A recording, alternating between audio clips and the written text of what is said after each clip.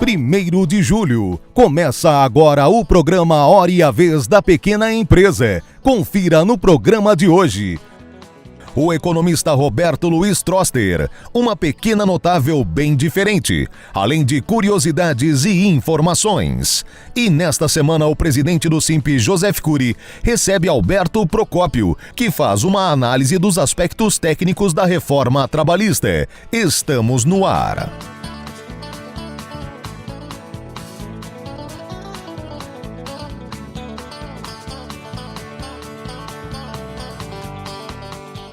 São mais de 1.100 programas, 402 horas, 24.200 minutos, 4.400 opiniões, 15 anos no ar. A Hora e a Vez da Pequena Empresa, um programa independente, veiculado em 2 redes nacionais, 48 emissoras comunitárias, que traz as principais informações do Brasil e do mundo, mexendo com a vida e o bolso do empresário.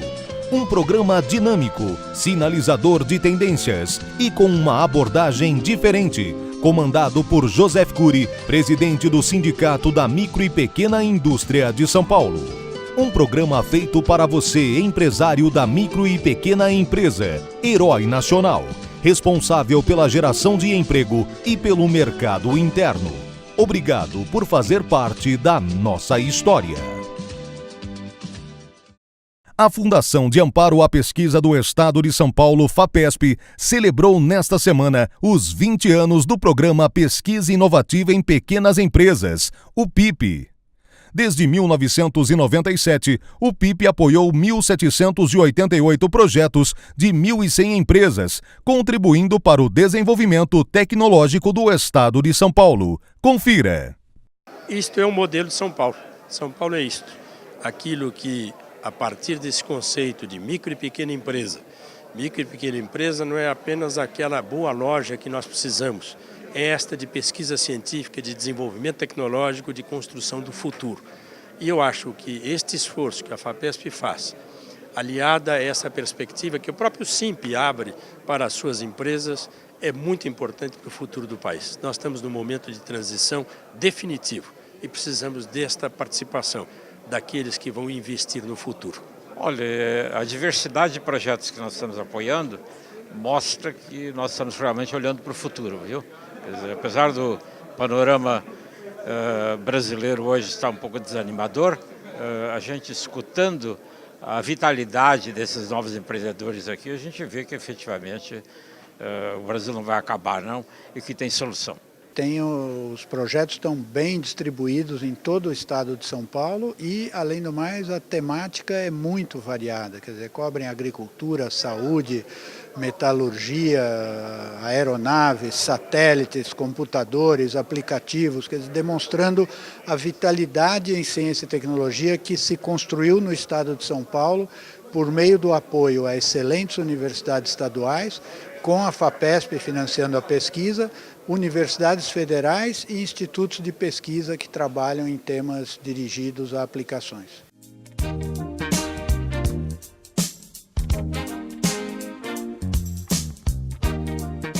Numa cidade em que vivem cerca de 12 milhões de habitantes, a capacidade da população em empreender e desenvolver as atividades econômicas são os fatores que determinam a pujança dessa, que é a maior capital do país. Contudo, é muito frequente que um empreendimento apresente algumas irregularidades de natureza ambiental. E com o objetivo de prevenir essa situação, a Secretaria Municipal do Verde e Meio Ambiente promoveu na FATEC Tatuapé, com o apoio do Sindicato da Micro e Pequena Indústria do Estado de São Paulo, Simp, o seminário Prevenir para Preservar, informando e orientando os futuros e atuais empreendedores da região. A gente precisa promover o desenvolvimento econômico, o surgimento de empresas, mas precisa surgir de uma forma equilibrada que não impacte o meio ambiente, não destrua nosso país, nosso planeta. Então isso é muito importante. Então é orientar onde ele pode buscar informação, quais são as regras de funcionamento para vivermos juntos e ele prestar um bom serviço, gratificar-se, ter uma comunidade equilibrada. Esse é o desafio de sociedade e esse evento abre um processo de orientar, é uma educação cidadã.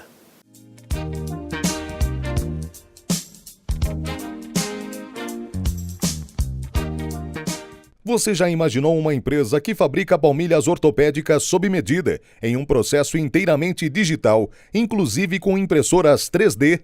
Ela existe e faz um trabalho inteiramente personalizado, de acordo com a avaliação do cliente. Primeiro nós analisamos o andar das pessoas com o palpedômetro. Depois nós escaneamos o pé para pegar todos os contornos do pé. Com isso você faz uma modelagem da palmilha, colocando correções para eliminar as dores. Seu faturamento cresceu muito no começo deste ano e a expectativa é de mais crescimento até o final do ano. Este ano nós achamos a forma de crescer. Nós tivemos no mês de maio um crescimento de 184% acima de maio de 2016. A crise não está aqui.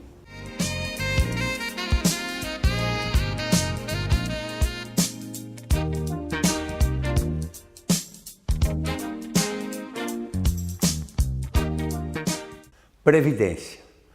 Previdência é a preocupação de muitos políticos. Tem um significado político e tem uma questão fiscal.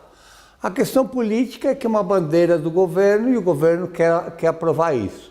Apesar de que algumas das coisas que estão na reforma da Previdência poderiam ser aprovadas por MP. Por que você está fazendo a reforma da Previdência? Acontece o seguinte, o Brasil tem um sistema de previdência de bases correntes, quer dizer, as pessoas que hoje estão recolhendo para a Previdência não estão poupando para a sua Previdência, estão pagando pelos aposentados de hoje. Aí o que aconteceu ao longo do tempo? A pirâmide populacional afinou. Antes você tinha muitos jovens e poucas pessoas fora do mercado de trabalho que já tinham cumprido os requisitos da aposentadoria. Então cada trabalhador da ativa sustentava uma fração de um aposentado. Com a diminuição da base da pirâmide, com o estreitamento da base da pirâmide e o alongamento por conta de uma expectativa de vida maior, o que acontece? Você precisa, cada trabalhador na ativa sustenta muito mais trabalhadores aposentados. A solução qual que é? Primeiro, elevar o teto da pirâmide, que é toda essa discussão da idade mínima. Você aumentando a idade mínima, você faz com que todos os aposentados comecem a receber depois e contribuam por mais tempo. É uma medida correta, necessária, faz sentido. Hoje você tem alguns casos que a pessoa trabalha há 30 anos e depois vai poder viver de aposentadoria há mais de 30 anos. Na prática, significa que para cada ano que ela trabalhou, ela vai receber mais um ano. Isso tem que ser corrigido, é necessário por uma questão atuarial. Não dá mais para sustentar isso. A segunda parte mais importante é uma reforma parcial. Por que funcionários do setor público têm aposentadorias especiais e precoces? Por que você tem uma série de outros privilégios, como, por exemplo, o saúde do Senado, esse tipo de coisa, e isso não está sendo tocado? Quer dizer, estão fazendo um ajuste, mas é um ajuste parcial, importante, necessário, mas incompleto. É isso. São mais de 1.100 programas, 402 horas, 24.200 minutos. 4.400 opiniões. 15 anos no ar. A hora e a vez da pequena empresa. Um programa independente, veiculado em 2 redes nacionais, 48 emissoras comunitárias, que traz as principais informações do Brasil e do mundo, mexendo com a vida e o bolso do empresário.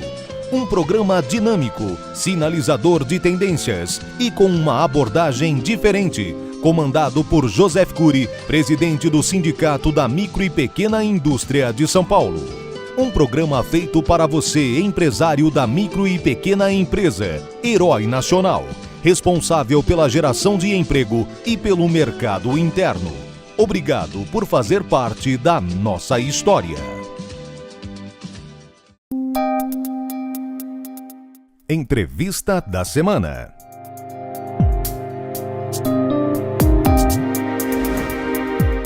O nosso convidado de hoje é de uma das 5 maiores empresas de auditoria e consultoria do mundo, que é a Grant Thornton. E o nosso convidado é o Alberto Procópio, que é o diretor da área trabalhista. E nós vamos falar hoje do aspecto técnico da reforma trabalhista que tramita no Congresso Nacional. É um prazer tê-lo conosco. O prazer é todo meu, agradeço o SIMP em nome da Grant Thornton. Muito obrigado. A CLT é de que ano? A CLT ela foi promulgada em 1943, alguns anos atrás. O mundo mudou de lá para cá? O mundo mudou, sim. O mundo é dinâmico, ele sofre constantes alterações. Então é em função dessa demanda de alterações que nós precisamos da reforma. Muito bem. A CLT tem quantos artigos? A CLT tem 922 artigos e uma grande parte vai sofrer alteração se o texto for aprovado no Congresso. Quantos artigos sofrerão alteração? São 117 sugestões de alteração de artigos, além de uma alteração também na lei da terceirização que foi promulgada em março de 2017 agora. Quais são os principais pontos referentes a férias, por exemplo? Férias. A principal alteração relacionada às férias é o período concessivo das férias, né? Hoje nós temos uma dinâmica familiar que demanda muitas vezes a vontade de um empregado em sair de férias em mais do que 2 períodos. Então a reforma ela traz essa possibilidade, ou seja, 3 períodos de férias durante os 12 meses concessivos, sendo que um dos períodos não pode ser inferior a 14 dias e os outros 2 não podem ser inferiores a 5 dias. Ou seja, não se tirou nenhum direito em relação às férias, apenas um parcelamento se houver um entendimento entre as partes, é isso? Exatamente. É prerrogativa da empresa fazer a concessão do período das férias e hoje ele pode ser feito desde que é aprovado no Senado em 3 períodos. Quando se fala da área de portaria, segurança de empresas, etc., mudou alguma coisa? Sim, nós temos uma situação que é inerente à atividade de segurança e portaria, que é a jornada 12/36, por exemplo. As empresas hoje já praticam essa jornada de trabalho, entretanto não existia e não existe, né, até a aprovação, um regramento sobre o assunto. A reforma ela vem regulamentar sim a jornada 12/36, para deixar muito mais claro os aspectos envolvidos nessa situação. Ou seja, aquilo que hoje na prática já existe está se regulamentando, é isso? Exatamente. Algumas das alterações sugeridas pela reforma fazem essa questão da regulamentação. Até mesmo as férias que nós falamos há pouco, existem muitas empresas que já fazem a concessão em mais do que 2 períodos, estando de uma forma irregular com a legislação atual. Então a reforma ela traz também essa regulamentação. Além disso, me parece que essa reforma trata do capítulo da rescisão contratual. Exatamente. O que ela traz de novo? Nós temos 2 grandes novidades em relação à rescisão contratual. A primeira delas é uma nova modalidade de rescisão, que é a rescisão por acordo.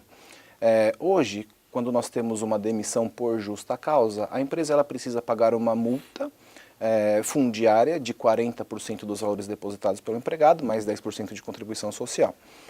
Essa rescisão por acordo, ela transforma a multa dos 40% em apenas 20%.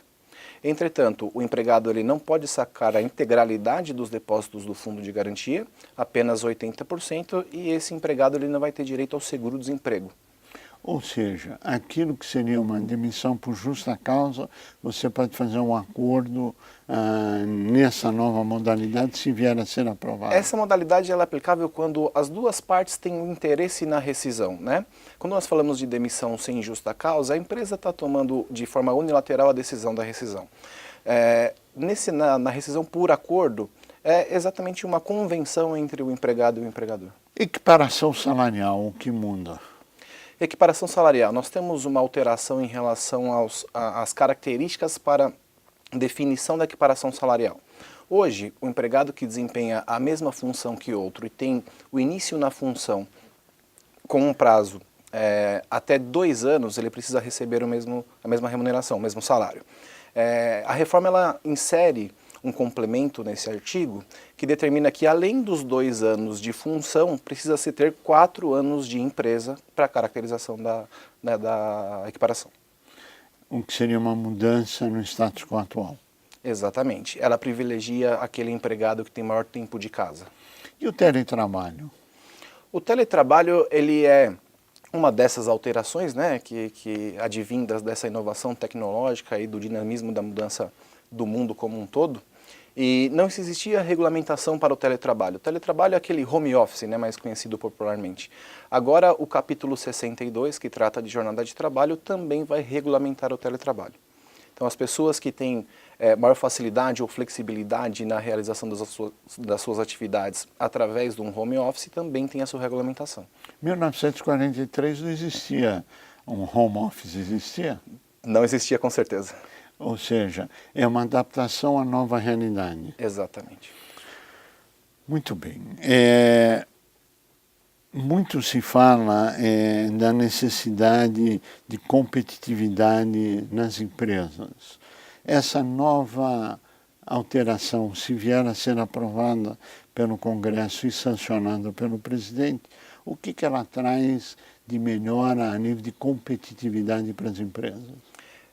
Um dos pilares da reforma trabalhista é a questão relacionada à autonomia da vontade, ou seja, a negociação entre as partes. Hoje nós temos um regramento trabalhista e previdenciário também muito engessado, oriundo inclusive da data de sua criação.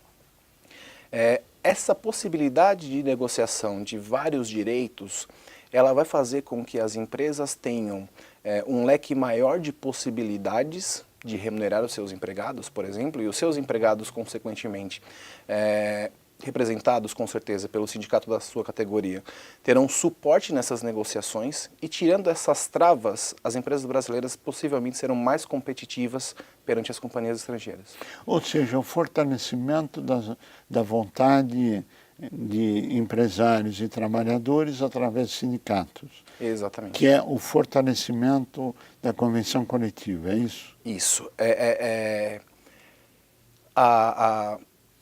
Como é que eu posso dizer? Ela é a valorização da negociação entre as partes. Sim, os sindicatos e dos sindicatos que representam o patronal como dos trabalhadores. Dos empregados. E os sindicatos eles serão uma figura muito importante nessa questão da negociação, né? E sofrem também com a reforma, porque um dos itens da reforma é transformar a contribuição sindical, que ela é obrigatória hoje, em facultativa.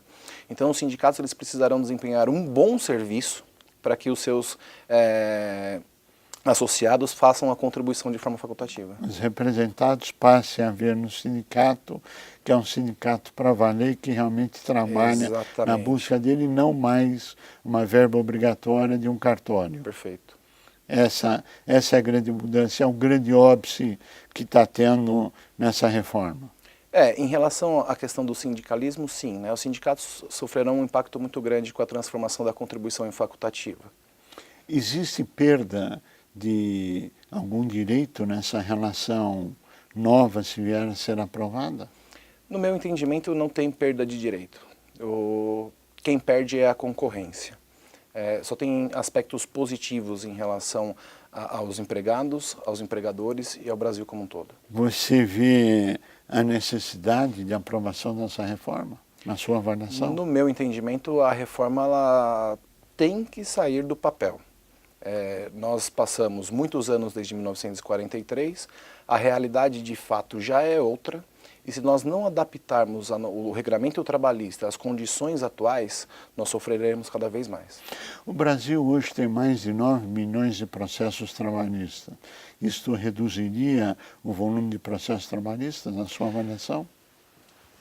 Eu não sei se reduziria o número de processos, mas a reforma ela traz alguma parametrização em relação aos processos e deixaria os julgamentos mais uniformes, mas talvez não reduziria o número de processos.